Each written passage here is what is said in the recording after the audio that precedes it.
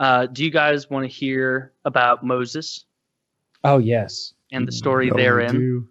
Now, Queb, you come from a heathen place far, far away where you Yes. don't follow the scriptures. So The what? some of this, the scriptures of the Lord, the Bible and shit. I'm just being No. a dick. Yeah. So this is a very long story, so I'm going to have to abridge some certain parts. I mean, So I know Moses. You know of Moses. Okay. Yeah. So you know who he is. So Moses was a Jew, and he was born a slave in Egypt.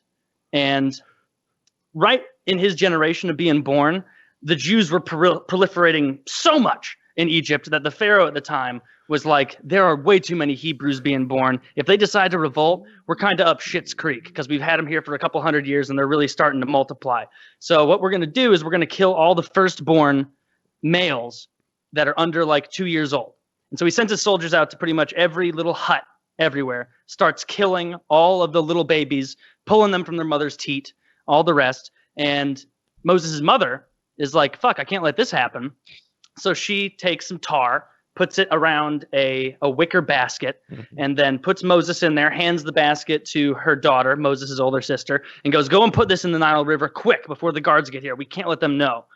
So she runs over to the Nile, puts Moses in, and then kind of hides in the reeds and watches. And before too long, dodging crocodiles and hippos and whatever else was there in olden days, makes it to a bank, kind of gets stuck in some reeds near the palace of the Pharaoh. And the Pharaoh's daughter comes down, sees the basket, curious, picks it up, opens it up, sees a little Hebrew boy in there. And she's like, oh my God, so cute, so cute. And so she picks up the baby, goes back to the palace, and she's like, Dad, can I keep it? I know literally last night at dinner, you were like, we got to kill all the little Hebrew boys. What is one little baby Jew going to do? Please, can I keep it? Please, Dad, please. He's like, all right, you can keep the one baby Jew, but that's it. No more. And she goes, thank you so much. It's all I ever wanted. And so they raise Moses as an Egyptian prince. But of course, Moses knows the whole time as he's being raised, you are a Hebrew. That's who you are. But we're raising you special. And so on and so forth. And so Moses kind of given better jobs. So while the rest of all the Jews and Hebrews were slaving away building pyramids or whatever they were doing, he was kind of like an overseer. And one day out there on the workforce, he was overseeing an Egyptian slave master berating and disciplining one of the Jews. And this slave master got so out of hand that he beat that Jew to death. And Moses lost his mind and proceeded to go into like a blackout, beats that Egyptian to death. And he stands up and that Egyptian's dead. Meanwhile, like his fists are bloody and he's and all the other Jews standing around him are like, Moses, the fuck? We're the ones who are going to pay for this, dude. Like, you're in a good enough place. Like, we're in trouble. Moses is like, I get it. Totally my bad. But I got a piece because I'm out of here. Like, they're going to kill me. And so he starts going into the desert, trying to get away. That's where the burning bush story happens. I'll tell that very quickly. He comes across the bush. The bush goes, Moses, hey, it's me. And he goes, oh. He goes, oh, no, it's just God. And he goes, oh, all right. And the bush goes, Moses, I put you in that position for a reason. You got to go back and release them from slavery. And Moses is like, they're going to kill me. And God's like, kind of implying like, I'll fucking kill you. And so he's like, all right, well, those are two sure things. At least the Egyptians, I might be able to sweet talk. So he heads back. He goes back and meets up with Aaron, his brother. And Aaron's kind of his like right-hand man, prophet kind of dude. And so before any of the plagues and all that start happening, he goes up, up front to the Pharaoh. And they get into the chamber and everything. And God had told Aaron, hey, throw your staff down in front of the Pharaoh if he gives you any guff. And he'll be very impressed by what I'm about to do to that staff. And so they get in there pretty cocky, pretty confident. And Moses is like, hey, God told me you got to let all of the Jew slaves go. And the Pharaoh's like, why'd you even come back, Moses, first of all? And second, no, eat shit. Not a chance. No way. And so Moses gives Aaron like a sideways look. And Aaron throws his staff down, immediately becomes a mighty serpent, a big snake on the ground, slithering around the throne room. And the Pharaoh's like, frankly, that's pretty cool. So he summons his wizards and his warlocks or priests or whatever. And he goes, hey, guys, can you guys do the thing where you throw your staff on the ground and it turns into snakes? And they go, oh yeah, that's pretty fucking easy. So all like 10 of them throw their staves on the ground, and all of them turn into snakes too. And the pharaohs, and so everybody's got a snake on the ground. Snake But makery. snake makery. And so Aaron's snake eats all of their snakes. And then the pharaoh's like, that's all well and good, but this was not a who can make the bigger snake competition. This was just a who can make snakes with magic competition. So I'm not convinced. Eat shit. I've got way more magic men than you and way more sticks to turn into snakes if need be. And so Moses and Aaron leave humiliated. It's like they got pants. So they go out there and God tells them up front. He's like, hey, I knew that trick wasn't going to work. I just sent you in there to set the stage, but I'm going to send a series of plagues upon the people of Egypt, and I will harden the Pharaoh's heart so that he will not agree to anything after any of them until all of them are complete. And Moses and Aaron are like, why would you tell us that? Why would you let us know that no matter how good a salesman we are now, like you're going to keep them from saying yes until the very end? Like why would you pull the whatever? Because obviously they're not going to be as good a salesman if they know it's going to fail no matter what. So he tells them, all right, go down to the Nile, slam your staff all dramatically on the water. Every bit of water in the Nile and in every pot, every pan, every clay jar in all of Egypt is going to turn to blood. And so he goes down there, slams the staff. Immediately, everything is bloody, except for the water that the Jews had. That's totally untouched. And so starts to smell really bad after like 2 days. And so they go back to Pharaoh, and Pharaoh's like, honestly, this sucks. I am fucking thirsty. And I've had nothing but blood for 2 days. Let's get your iron. And so Moses is like, all right, well, are you willing to let us go? And Pharaoh goes, one sec, real quick. Hey, magic men, wizards, can you turn water into blood?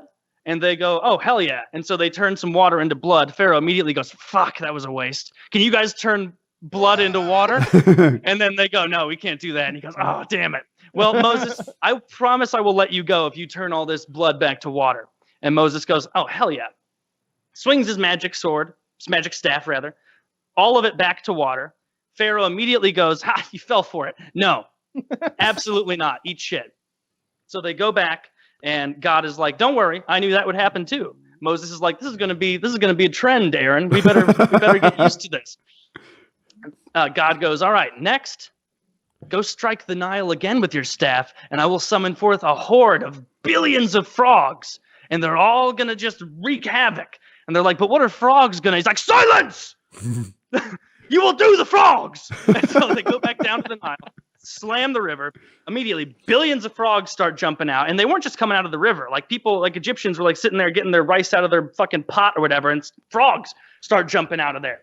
And after another 2-3 days of frogs, everybody did some gigging, had a fun time the first day, but you'd only do so much. And then after that, they go back to Pharaoh and they go, are you getting tired of the frogs yet? He goes, honestly, I have an enormous palace, and I've just paid people to stomp on them as they try to get in. It hasn't been an issue. And frankly, Ted, head wizard, he showed me how to make frogs. Stop making them now, Ted. There's enough. And so I can do that too. Not that impressed. But once again, my wizards don't know how to get rid of frogs. Do you know how to get rid of frogs? And he goes, oh, yeah. And he goes, all right, get rid of the frogs, and I promise I'll let you go. Moses waves his staff, all the frogs. Okay, this is an interesting thing. Kind of like in Skyrim, where you run out of magicka and you have to wait to recharge. God used too much of his magicka to create all the frogs, and so he wasn't able to just suck them back into oblivion. He just killed all of them. Just all these frogs died. And so the next couple verses in the Bible are like, and they swept the frogs into piles, and did they reek? And like that kind of. And so there's just big piles of rotting amphibians. And so then immediately the Pharaoh goes, eat shit. No, my heart feels hard all of a sudden. No. And so they go back. I'm going to lump plagues 3 and 4 together because there's fucking 10 of these. And plagues 3 and 4 were not original. One was gnats and one was flies. And they both basically happen the same way, where God tells them, do this, hit the ground and every mote of dust will turn into a flea that will be leaping. It'll look like Woody's carpet. across the whole land of Egypt. And that's what he did. And then eventually goes back into the throne room, goes, hey, you impressed? And he goes, no, all of my magic men have been making fleas all morning to show they can, but we don't know how to get rid of them. And so swings his staff, all of them go. Pharaoh says, eat shit. No, you can't leave again. And so then they go back to God, and God goes, all right, we're about to turn this stove up to medium. And they go, can we just go to high? We just go to high. Because at this time, they don't know the future, but they do know that God is obsessed with round numbers and the number 7. And so like in Aaron and Moses' talk, they're like, this is either going to 7, best case scenario, worst case scenario, 10. So just keep forging through. So the 5th one is, he goes, all right, Moses, slam your staff on the ground, and every single animal that Egyptians own is going to die. All of them. They're all going to die, except for the ones that the Jews own.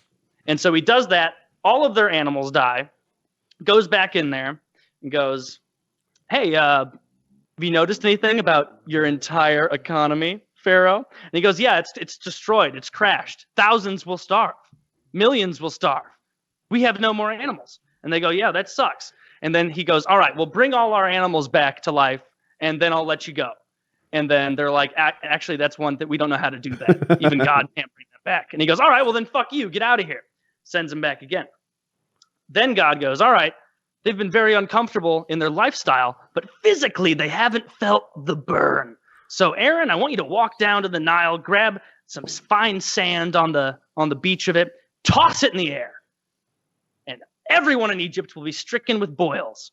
And so throws it in the air. Everyone in Egypt has boils, terribly. And after a couple days of the boils, shows back up at the Pharaoh's palace. Goes, hey, all of us Jews are looking fantastic out there. Nice olive skin, looking good. Noses for shade. Everything's going well. And he goes, well, for me, it's been terrible.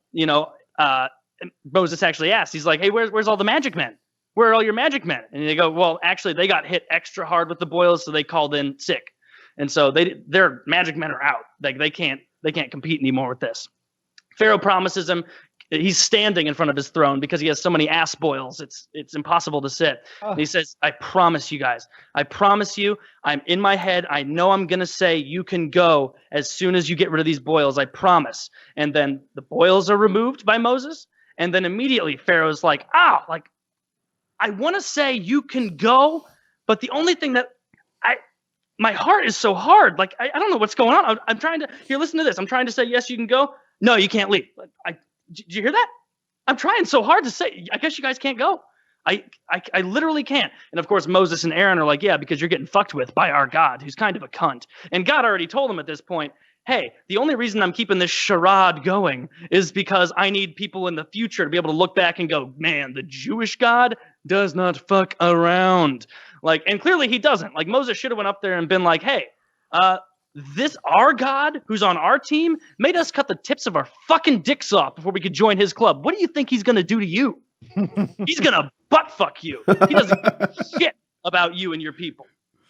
But as soon as the boils are gone, God hardens Pharaoh's heart again, and Pharaoh is forced to say, no, I can't let you go. And so then God goes, all right, you need to go back to the Pharaoh again and tell him to tell every Egyptian that there is a hailstorm coming, the likes of which this country's never seen. And anyone who is outside, who's Egyptian, when this storm hits tomorrow, will die. All of the remaining animals you have, if you have any, will be struck by lightning or hit with hail. And most of the Egyptians were like, dude, this guy's 6 for 6 so far, so I'm staying in tomorrow. But a couple cocky ones were like, oh, what does he know? Osiris will protect us. And so they're out there trying to get their animals back up. Hailstorm comes. Everyone who's outside dies. These are, Moses was telling them up front, these are going to be like cantaloupe-sized, hail. And they're like, what's that? And he's like, oh, fuck. A melon, a fruit. And so after 2 days of that, goes back in. Pharaoh's like, this is ridiculous. My entire country's collapsing. Everyone. I've lost hundreds of thousands of people. People are starving to death. Please leave. Just stop this storm. Stops the storm, and a switch. Once again, God hardens his heart, and Pharaoh goes, no, you can't leave. Can't leave. Nope. And they're like, are you sure, Pharaoh? And he's like, like in the eyes of someone in a movie who like has their mind controlled, where he's like, please get out of here. Get out of here. No, you can't leave. No, like doing that kind of shit. Very fucked up. Very, very fucked up. And so then goes back again to God, goes, all right, what do you have for him now? What can we possibly do? And God goes, locusts. Locusts. I'm going to send locusts on him. And Aaron and Moses are kind of like, that's your third bug-related That's what I was thinking. And I'm confused in this because it seems like 4 times we've already destroyed all of their food, right?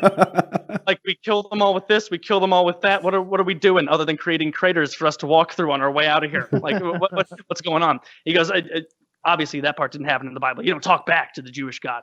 And so locusts come. Frankly, a lot of the Egyptians were probably happy to see him because they could eat something. You know, suddenly these frogs were like, bring the frogs back. Like that again. But they ruin all the rest of the crops. Hundreds of thousands of people are starving. Goes up to the Pharaoh, says, can we go now? Pharaoh wants to say yes so bad. Gets rid of it. Pharaoh can't say yes. God forbids him from saying yes. He hardens his heart. So then he goes back again. The 9th one, which was basically the way this like climax worked, is that God was like building, like stroking himself, getting near climax. And when he got to the hail, that was like edging, you know, where he was about to come, but he couldn't finish there. He has to get to the round number. And so then he had to like ease himself off a bit with the locusts. And then the 9th plague, which was darkness, where he just makes everything dark for 3 days straight. Day and night, total darkness. The only light is a beacon from heaven on the Israelites' area where they are, because they're still untouched. They're hunky-dory, good to go. A lot of resentment from the neighboring Egyptians, though. And so after 3 days of that, you know, Moses has to stumble back into the palace. He goes, hey, we can't even, Pharaoh rather goes, hey, we can't even grow the crops back because there's no light. Please turn the lights back on, Moses. Turn the lights back on. Moses turns the lights back on, only to see Pharaoh sitting there, this right in his face, going, hell for it again, idiot. And then sends him back out there. And he says, or no, that's a bit later. So he goes back out there, and then God's ready to climax by now. He's ready to come his wrath all over the people of Egypt. And so he goes back, and God says, hey, we're about to amp this up. It's number 10. All the firstborn children of every Egyptian will die. All the firstborn animals of every Egyptian animal will die. Aaron and Moses are like, there haven't been any fucking animals in 5 plagues. Like, they're gone. And so comes back. There's like way too many verses of God going to Moses and saying, all right, need to make sure the Israelites get this kind of goat, get this kind of sheep, do this, don't eat the bones, make sure you put the right amount of blood on the threshold of your door. And so the point of that is that God was going to send the angel of death to come into Egypt, and any house that didn't have blood of a 1-year-old male pure lamb or goat on the top and sides of the doorframe, anyone who had that would be passed over. That's why it's called Passover for the Jews. You know, they're celebrating not being murdered by their vengeful God. And so angel of death goes through, murders every single firstborn child in all of Egypt. The way they describe it in the Bible is that there was not a home in Egypt where someone had not died. Every house in Egypt, because it didn't matter, like if you're 50 years old, but you were the oldest of your kids, you're dead. Yeah. You're dead too. Like if both your parents were firstborn, sorry, little Egyptian boy, you're dead. Like your parents are dead and your older siblings dead. And so it describes the wailing for a while in the Bible. And it says it was a wailing unlike anything that had been heard on this earth before. A wailing, a gnashing of teeth, and for the sadness that these people felt. And it wasn't the elite of Egypt. Every Egyptian, from pharaoh to slave, because they had more than just the Jewish slaves. And so some poor fucker from Babylon, who was also a slave, it's like, oh no, not my kids. Or like, wherever the fuck he's from, up to Norway, grabbed someone, brought him down. Doesn't matter. Go back, and they're like about to enter the palace again, and Pharaoh like comes out on his stoop or whatever, and is like, get the fuck out! Get out of here now! And they're like, are you serious? Are you for real this time? No takes his backsies, and he's like, yeah, for real. Get the fuck out of here. But what Pharaoh had forgotten is that he was not only dealing with God, but also with Jews. And so the Jews said, well, before we get out of here, we're gonna need some gold and some Jesus silver, Christ. some spices to, make sure we're comfortable. And he's like, whatever, dude, whatever. Everyone, give him whatever you have. Give him all the silver and gold you have. Get these fucking cursed people out of here. Out of here. So they all load up in all their shit and they head off into the desert. And that's where this chapter of the story ends, prior to the whole Red Sea thing. Yeah. So that is a very abridged version of the Bible. And it's mostly true. It's absolutely not Amazing. true at all, because there were no Amazing. Jewish slaves in Egypt. No, I'm saying according to the book, it's pretty Oh. true. I mean, Oh. the story I told was pretty I accurate. see. I- Accurate to the Bible. I see. One what of you're my saying. favorite things about Taylor Bible Time is that later on, a couple weeks from now, maybe even a couple months, I will get a call from my parents who fact check it and tell me like, yeah, you know what? It wasn't that God was edging and about to come during the sixth plague. Like I remember you described like I don't know why they mixed up his goat hair with it. My mom was like, he was a very hairy guy. I think Taylor didn't exaggerate that quite enough or whatever. But yes, I can't wait to hear my mom try to take that apart and tell me where you went wrong. I've that's seen the pretty movie. Have you seen the movie? Yes, I have. The Disney movie? or the Exodus, Charlton Gods Heston and movie? Kings. Exodus, Gods and Kings. Ah. So they attack the situation of Moses in two ways, where it's the religious people, they go, oh, it's God has done this. And then you have the scientists which go, well, technically, if you take all the frogs away, obviously there's going to be a lot of flies still alive. Stuff like that. Yeah. It's pretty interesting. At first, I thought you guys were like pulling a prank on me with this whole Bible talk. This is no, a tentpole topic Bible around stories. here. I've like never, in my few times that I've been on PKA, I've never experienced Bible talk. Oh, it's highly requested. It's one of the Shut most highly up. requested topics, not to jack myself up. No, it's It not. is, Where'd that I'm come a from? huge fan of it because like after you hear a ridiculous story like that, you have to stop and remember that there are billions of people who believe this and It's are a willing to factual. kill and die over these facts. Mm-hmm.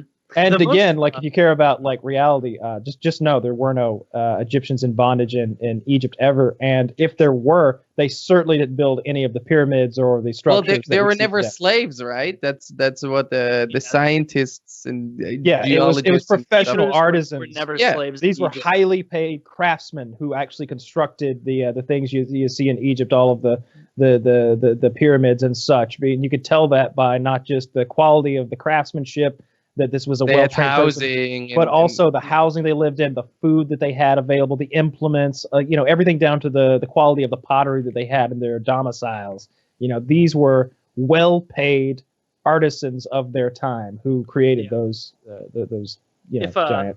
If Woody's mom is going to go through and fact check me, more important than the facts of the plagues and he actually didn't slam his staff down there, blah, blah, blah. The actual thing to talk about in that story to do with the religion of Christianity or Judaism is that the Lord repeatedly and continually forced the Pharaoh to harden his heart. You can't give someone free will and then force the. What it was is like, when you're dominating a game of Civ or Age of Empires and Queen Elizabeth is like, oh, please let me retire with some dignity. And it comes up as yes or no. And you go, no. And you just burn them down. Like, that's the fucked up part about it, really, as far as like Christian canon, is that God directly intervened, changed the ability to make a decision, thereby infringing on his own gift of free will in order for his own macabre story to play out. Yeah, it's So like if when there's we used anything to she takes qualms with, then when we used to that's play what I'm interested to hear. when we used to play Call of Duty 4 and we'd be destroying someone in domination and the game's about to end, so we let them capture 2 flags, so the game will just keep going on for a while and we can force it even more. Yeah, That's exactly what God was doing. That's exactly God is a hateful 14-year-old COD player apparently who just likes playing with his food. Mm-hmm. Yep.